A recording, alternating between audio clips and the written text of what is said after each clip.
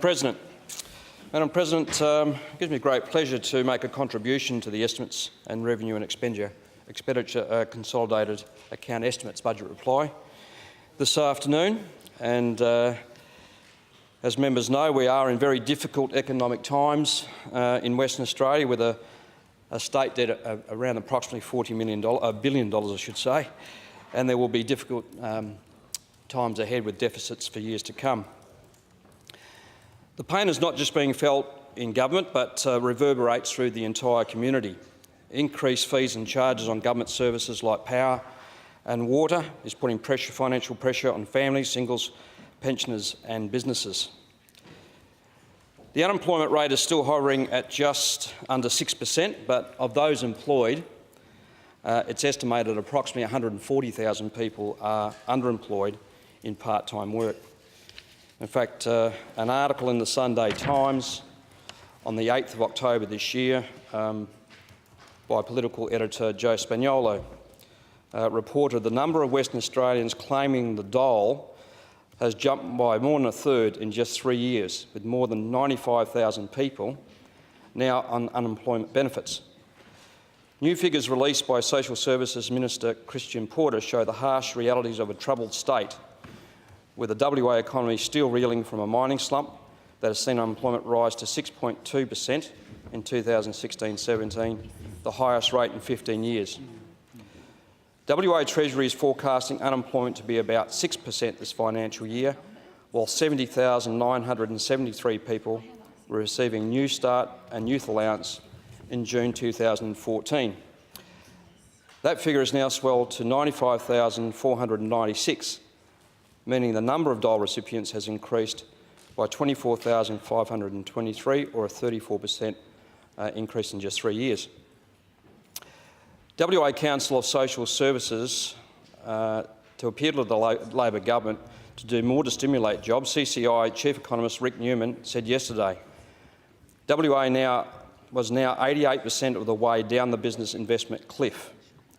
Once investment returns to positive territory and new jobs are added, we will see the entire economy start to recover, he said. But he warned that any increases in taxes would only hamper economic recovery. To stimulate business investment, WA must be seen as a stable place to invest. He said increased taxes on business, particularly payroll tax, does the opposite, making WA the most expensive state to create new jobs. So, members, we do have some problems, particularly in the jobs sector, and this sort of, as I say, reverberates all the way down the line, particularly to the housing market, which is generally the canary in the cage. Median house prices have continued to fall over the last 2 years. We've had negative growth for 2 years. So, that certainly is a sign that things are pretty tough out there. The way I see it, there's 4 main levers that the government can pull in balancing a budget. The first is to borrow money, and of course we were asked in this place earlier in the year to approve a loan bill for $11 billion for the term of this government. And it'd be interesting to see whether we actually get asked again before the term's up, whether there's more money that's going to be needed. The government can raise taxes, which is evident in increased fees and charges on the community in power, water and payroll tax. Assets can be sold to reduce debt and lower interest charges, currently in excess of $1 billion a year. And lastly, the government can cut spending. And unusual for a Labor government, they have taken the knife to the machinery. Government redundancies, pay freezes and salary increase limits of $1,000, estimated to save around $500 million.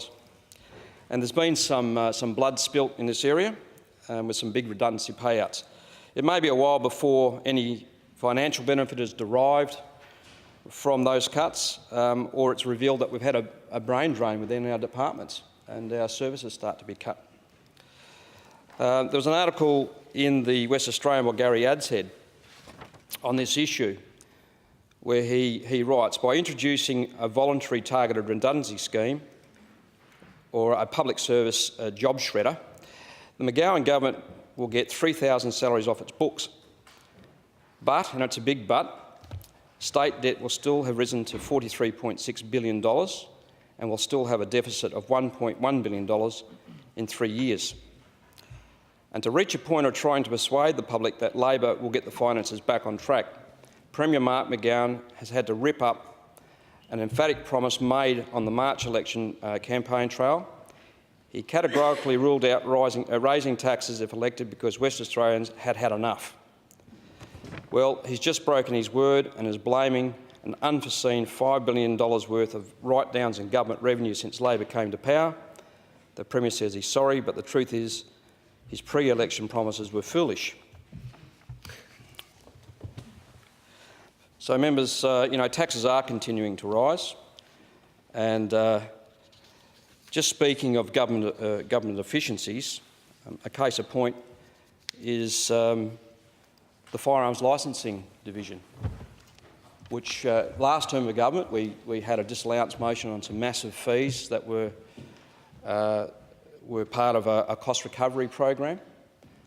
That disallowance motion was supported by the then opposition, the Labor Party, and a couple of Liberal members in government had crossed the floor on the issue. It was a fairly significant issue with significant rises that put us way above other jurisdictions. There was a parliamentary inquiry on those fee rises, but it was found that the cost recovery was substantiated, but on a very inefficient and a very clunky system. So despite millions of dollars being spent on a new processing system, which includes not only firearms but liquor licensing and pawnbrokers, but predominantly firearms, that's been in place for about 18 months. The system is still no cheaper, the system's still no more efficient, and I get complaints constantly about inaccuracies on firearm licences that have been issued and on their details. There's also been a recent policy change, particularly on transport and Australia Post, which is unnecessarily impacting on the industry. I had an email today where one firearm dealer is closing his doors. He can no longer continue because of a lack of supply. Conditions have been put on carriers. Those carriers, there's only some, I think about 13, that's been proposed that actually will carry firearms or are approved to carry firearms, but most of those are only basically in the city. So a lot of country firearm dealers are now finding that they are not able to get stock, and those businesses are right on the verge of failing unless something's done very, very soon. This is particularly a problem for primary producers out in the regions. So borrowing money is the quickest way to make sure that bills can be paid and the lights stay on, but like any debt, it has to be paid back. It comes with the side effects of interest charges, which is a further burden on the expenditure side of the ledger. There's been a lot of talk about good debt and bad debt by governments, both state and federal, as they try and justify their struggling and runaway deficits. But members, there's no such thing as good debt. That's a bit of a fantasy. And there's necessary debt, but sooner or later we've got to pay it back. If this state's to get back into the black, and it'll take a fair bit of political will in applying austerity measures on expenditure, it could free up $1 billion a year that we're spending on interest. And that $1 billion a year, or it's a little over $1 billion a year, could be spent on schools and health and increasing our police force and some of the things that are very important to the community. Or even cut fees and charges and taxes on the community so that their standard of living can be improved. As at the 30th of June this year, the WATC, or the West Australian Treasury Corporation, their total borrowing stood at $44.9 billion, a significant amount of money. And the prospect of that debt rising beyond $50 billion in the next few years is very probable, unless there's significant changes that are made to reel that in. Rather than get the crystal ball out and hope that there's a magical turnaround at some point as part of an economic cycle, they need to do more than that. I mean, the last government tried that method and the upswing never materialised. So there has to be more than hope that there will be a recovery. The budget forecasts gross state product to lift from 0.25% in 16-17 to 3% in 17-18, which is a 12-fold increase. A significant increase, and if that's being relied upon as part of the debt reduction program, then I fear for the future. Of course, the other option is to raise taxes and service charges to provide revenue for the government, but this places an impost on the community and businesses. Increased power charges, vehicle registrations, water rates, they all lower the standard of living for Western Australians, particularly for vulnerable Western Australians. And people in general will reduce spending. Business taxes such as payroll tax, which is a tax on jobs should be phased out, not raised, to provide more business incentive to invest and create jobs and not put more impost on those businesses. It's a real handbrake on enterprise and increases the cost of doing business in Western Australia. And it's up to governments really to provide a good business environment within Western Australia to stimulate the market. And an issue comes to mind just around the election time, just before the election. There's some talkback radio on ABC 720 about the stadium footbridge, which had been contracted to a Malaysian company for around $40 million. And I can't remember who it was, but it was a member from the department said, "Oh, we don't have the expertise in Western Australia to build this bridge." Then one of the institutes of fabricators got on the radio and said, "Well, yes, we actually do have the expertise here in Western Australia to build the footbridge." And then the department came back and said, "Oh, well, it all gets back to cost." So it came to mind that in Western Australia we impose occupational health and safety standards, which we need to have, payroll tax, land tax, stamp duties, and everything else in this state that's an impost on business. Then we go and rub salt in the wound by saying, "Oh, look, we're not going to build the bridge here because you're too expensive." And so they contracted a company in Malaysia. As it turns out, that company in Malaysia, the wheels fell off that whole thing, and now we're looking at $90 million to build that footbridge here in Western Australia. So, if we had a decent business environment in the first place in Western Australia, with cheaper power and less taxes, then maybe we would have had that built here in the first place. Often taxes like payroll tax, stamp duty and land tax, when increased, will have diminishing returns for the state as companies cut overheads, reduce spending and enterprise slows down. People stop buying cars or properties, which reduces your stamp duty, and there's less revenue for the state. And this has been evidenced in reverse. You have to sort of bear with me a little bit here, but it's been evidenced in reverse with the first home owner scheme on page 153 of Budget Paper 3, where it forecasts that expenditure on the first home owner scheme is expected to be reduced by $26.5 million, in line with weaker expected demand. So that's basically saying that with the reduced demand on building new homes, that the applications and claims for the first home owner scheme is going to reduce by $26.5 million, which is very telling. So you have a diminishing returns. And first home buyers entering the market are really the initial drivers of any real estate market. So it demonstrates that taxes, charges can be increased, but if productivity, investment and spending decline, then the tax burden causes a further contraction of the economy, which basically evaporates a lot of what the expected return would be. Now, on a positive note, notwithstanding that the $5,000 boost was abolished to save $21.5 million, and that might have been less than $21.5 million because obviously there was going to be a slowdown, or there's going to be a slowdown predicted.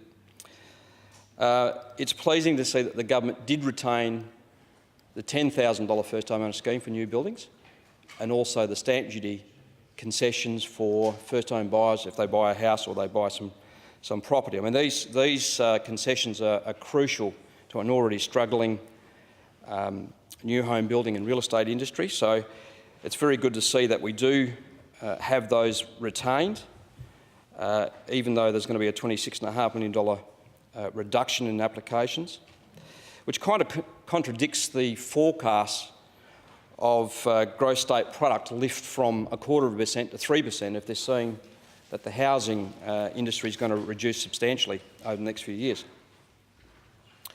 Now, there's been some recent media on housing affordability being the best it's been in decades. And in fact, the Housing Minister, Peter Tinley, was crowing about the fact that housing affordability is the highest it's been in many, many years. And I'm sure there's many affordable housing advocates here that would welcome that.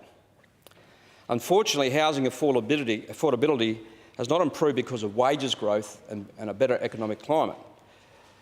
The affordability has improved because property values have continued to decline.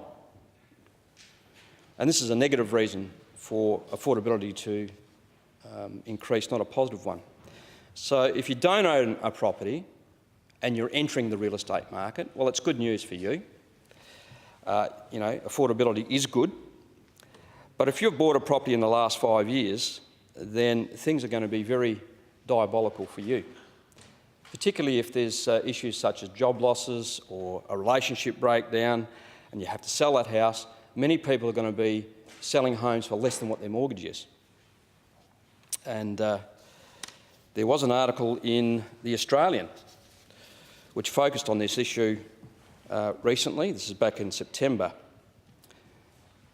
where they reported that signs of rising mortgage stress has emerged at the rate of missed home loan payments across Australia as it hits a 5-year high, and more than $26 billion worth of mortgages have fallen behind.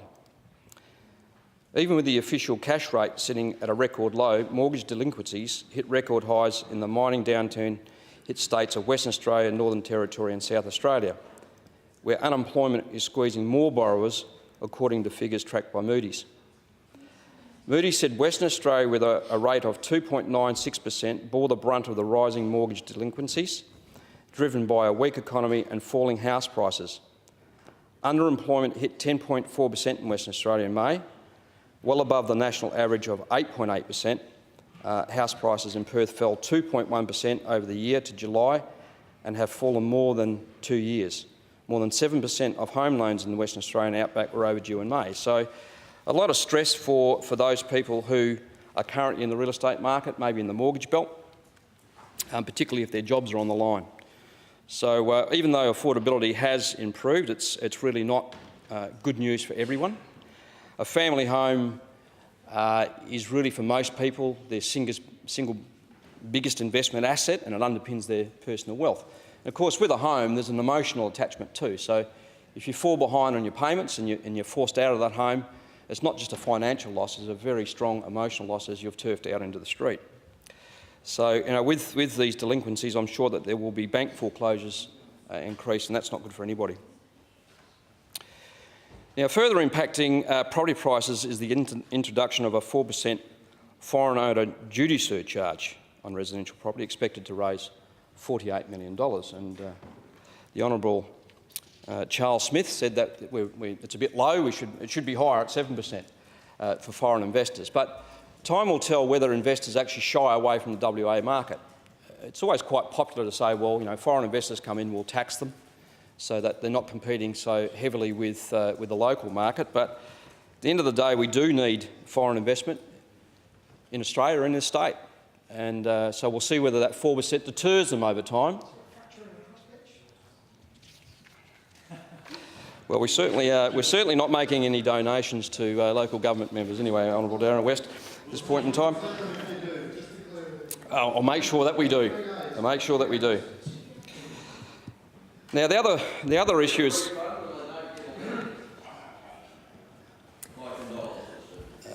Madam President, I seek your protection and being able to continue with my speech. The Honourable Rick Mazza has got the call. I'm sure others will have an opportunity, if they so choose, at a later stage. The Honourable Rick Mazza. Thank you, Madam President.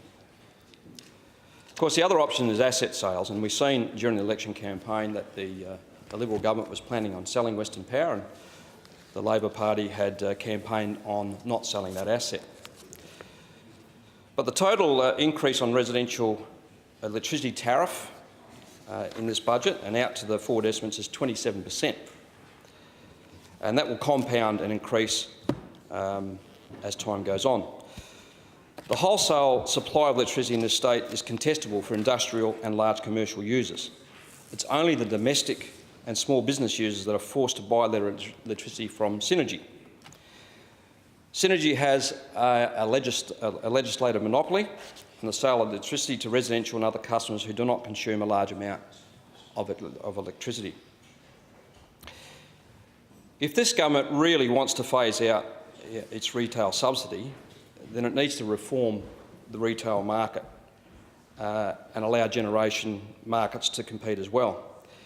It needs to allow gas retailers to enter the electricity market. It needs to encourage the use of smart meters so users can manage their demand and therefore reduce their costs. It needs to change the rules that prevent Western Power from providing cheap standalone electricity out on the edge of the network grid. It needs to bring real competition into the domestic and small business retail market for electricity. We have seen it work in the retail gas supply, where there's been significant competition in the retail gas supply and discounts of up to 30%. The consumer benefits. If you use a gas heater in winter, you can shop around for the best deal on gas. But if you use a reverse cycle air conditioner, then the government can say, well, take it or leave it, it's a monopoly.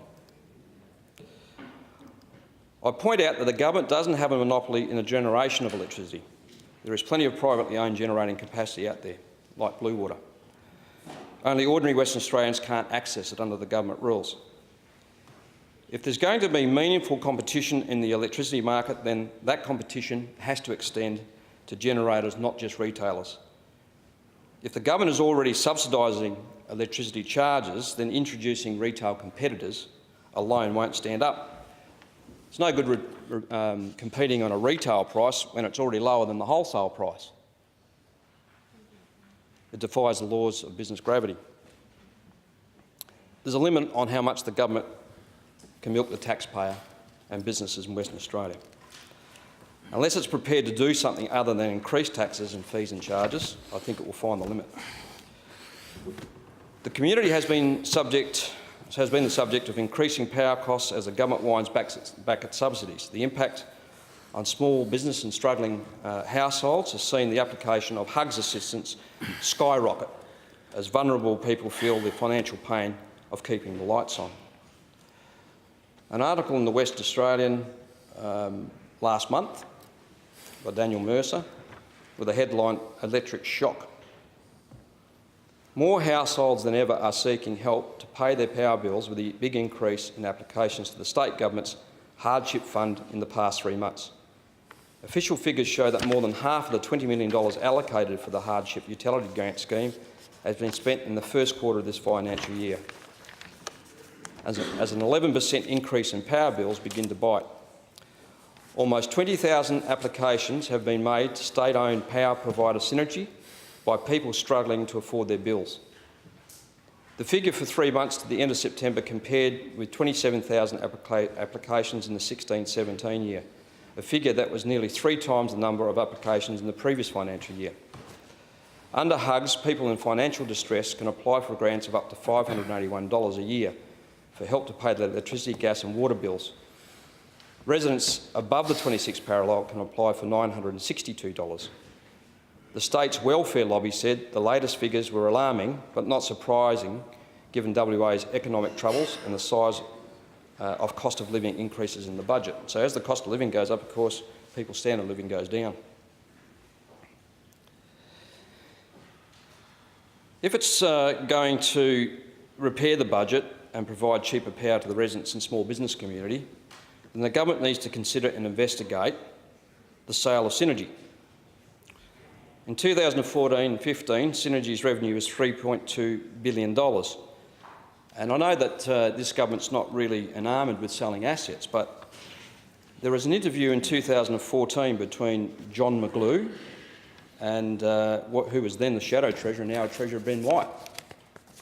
And part of that transcript, John McGlew asked,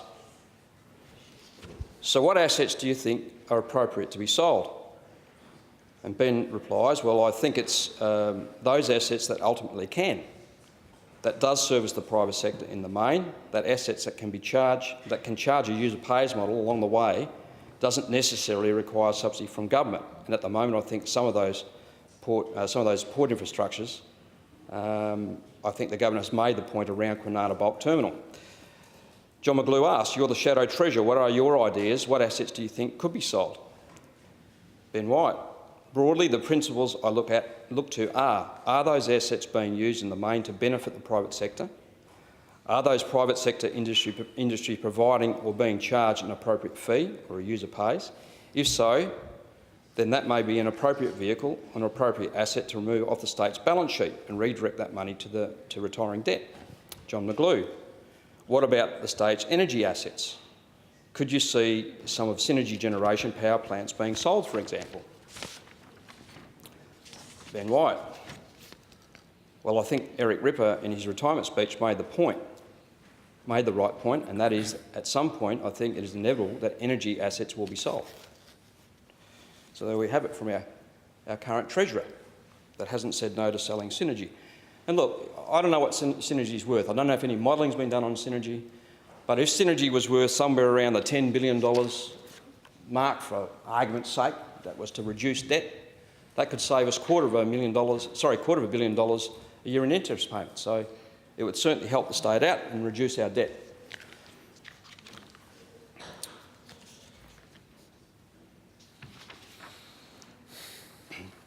Now, look, I'm a believer in privatisation, and I believe that capital should be in the hands of the people, where people have the incentive and the innovation to create services and efficiencies. Otherwise, they simply won't survive. So I can see that the benefits of selling assets like Synergy to provide competition and reduce energy costs and reduce state debt. However, there are some institutions that government must stay in control of, fundamental services like policing, for argument's sake. So when I read that there are plans to sell Landgate, then I have a problem with that. I mean, Landgate is an institution that holds the titles for every Western Australian in this state that underpins the wealth of the entire state. It contains very sensitive information, and the security of that Torrens title system within Landgate is paramount to the whole economic fabric of the state. So to consider selling Landgate, I think, would be a very poor move. There are other assets the government could sell, like Synergy, which would also provide a level playing field for other retailers that enter the energy market if they're not competing against a GTE and are actually competing against another private enterprise. So I just hope that the government sees good sense in not privatising Landgate. Now, the fourth lever that can be pulled is to cut spending.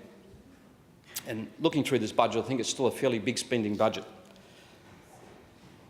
There have been increased fees and charges, but there's also been concession cuts, and the poor old pensioners have copped it again. I think the last term of government we've seen the pensioner rebate on rates, water rates and council rates reduced down to $550 a year for council rates and $600 for water rates. In this budget, that cap's been reduced down now to $100 each for water and for water rates, which is a bit harsh on those pensioners and those older Western Australians who obviously own their own home. They've probably spent a lifetime paying off a mortgage. They own their own home. They're not a burden on the state housing system, and a little bit of a reward might be a concession on their rates. But no, along with high utility prices, the poor old pensioners have copped a bit of a kick in the teeth with a cap of $100 each on those things. That's right. Now, in contrast, we've seen spending on such items as a wave energy research centre, $19.5 million, a smart rider ticketing system upgrade, $34 million. I've spoken to a few people. The smart rider system actually works quite well for them, so I don't know why we need to go and spend another $34 million on upgrading that. $48.3 million for assistance for schools, which is great if you can afford it, but at a time of austerity, I think that's something that maybe could wait. Unfortunately, things are tough. Some things need to be sacrificed. Now, I'll touch on the Rural Fire Service. The Honourable Colin de Grassa went into some detail about the Rural Fire Service and the importance of establishing a Rural Fire Service and the recent ERA report on setting up that Rural Fire Service. Now, I confess I haven't read the whole report. I've read the key outline of that report, which would suggest that the cheaper model is around $4 million to establish, which I think would be very, very good value for money. It's something that the community has been crying out for some time. We had the Ewan Ferguson report, which recommended a separate rural fire service. We've now had this ERA report that's recommending, or not recommending, but suggesting that a rural fire service is actually quite affordable. And when you look at items like $4 million for regional films, a regional films project, it's again prioritising the expenditure. You know, do we spend $4 million on a regional films project, or do we put $4 million into a rural fire service? So I think things are a bit skewed there, and it's about prioritising what's important to the community rather than pork barrelling. I must say that I'm very disappointed in the $10 million cut from local government road funding grants, which is in retaliation to the disallowance motion that we had on preventing the removal of concessions on motor vehicle stamp duties and registrations. You know, country roads are very important to this state. Not only do they provide access for farmers when it comes to transporting fertiliser or grain, we also know that the road toll in country Western Australia is much higher than what it is in metropolitan Western Australia.